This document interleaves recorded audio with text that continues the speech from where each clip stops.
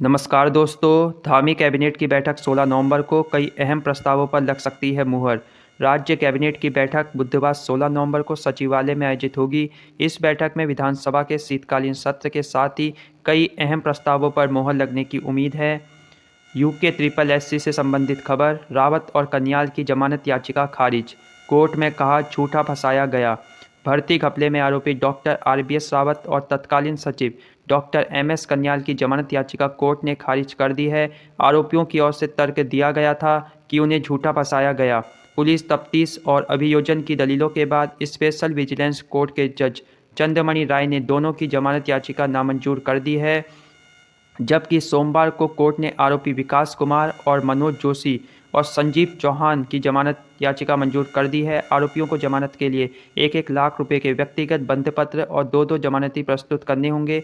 साथ ही इनको देश छोड़ने पर प्रतिबंध रहेगा। तो यहाँ जमानत हो चुकी है विकास कुमार की, मनोज जोशी की और संजीव चौहान की, जबकि रावत और कन्याल की जमानत याचिका हो चुकी है खारिज। संयुक्त स्नातक स्तरीय भर्ती परीक्षा घपले में एसटीएफ ने 42 आरोपियों को गिरफ्तार किया, जिसमें से 21 आरोपी कोर्ट से जमानत पा चुके हैं तो 21 आरोपियों को जमानत मिल चुकी है। सोमवार को आरोपी फिरोज हैदर और हिमांशु कांडपाल की ओर से जमानत अर्जी दाखिल की गई थी, लेकिन इनकी जमानत याचिका हो चुकी है खारिज। इनका कहना था कि एसटीएफ इन्हें बेवजह फंसा रही है। एसटीएफ के पास कोई भी ठोस सबूत नहीं है। साथ ही इन दोनों का भर्ती घपले से कोई लेना देना नहीं है, लेकिन कोर्ट ने दोनों आरोपियों की जमानत याचिका खारिज कर दी है, तो अब ये जेल में ही रहेंगे फिलहाल। तो एलटी चयनित युवा स्थापना दिवस पर भूख हड़ताल करेंगे। चयन प्रक्रिया पूरी होने के बाद भी नियुक्ति को तरस रहे एलटी चयनित अभ्यर्थी राज्य स्थापना दिवस पर सभी जिलों में भूख हड़ताल करेंगे। अभ्यर्थी गत 5 सितंबर से शिक्षा निदेशालय पर धरने पर बैठे हैं। एलटी चयनित अभ्यर्थी बीते 8 माह से ज्वाइनिंग लेटर को भटक रहे हैं। एलटी चयनित संघर्ष समिति के पदाधिकारी अंकित डंगवान ने सोमवार को कहा कि एलटी शिक्षक भर्ती की परीक्षा व चयन प्रक्रिया पूरी हो चुकी है। करीब 800 पदों के लिए चयनित अभ्यर्थियों का सत्यापन भी हो चुका है, पर सरकारी ढिलाई से नियुक्ति प्रक्रिया शुरू नहीं हो पा रही है। उन्होंने बताया कि भूख हड़ताल शुरू करने से पहले अग्निवीर परीक्षा में चयन न होने पर खुदकुशी करने वाले बागेश्वर के कमलेश को श्रद्धांजलि दी जाएगी।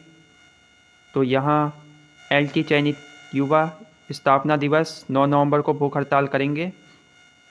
उत्तराखंड के हजारों युवाओं को मिलेगा फायदा। आरक्षण से जुड़ा हुआ मामला है ईडब्ल्यूएस से।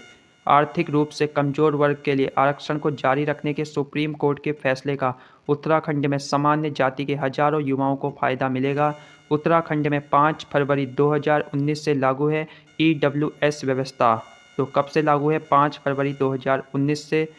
आर्थिक आधार पर आरक्षण देने के मामले में उत्तराखंड गुजरात के बाद देश का दूसरा राज्य था।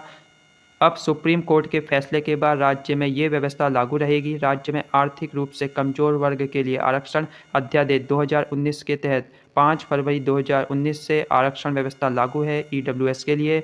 उसके बाद से राज्य में हो रही सभी सरकारी भर्तियों के लिए आरक्षण की व्यवस्था की गई है।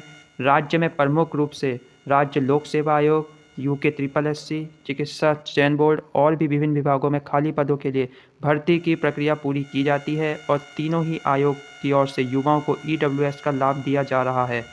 बने रहिए चैनल के साथ। ईडब्ल्यूएस स्टूडेंट के लिए बहुत अच्छी खबर है। उत्तराखंड के हजारों युवाओं को मिलेगा इसका फ़ायदा। नमस्कार।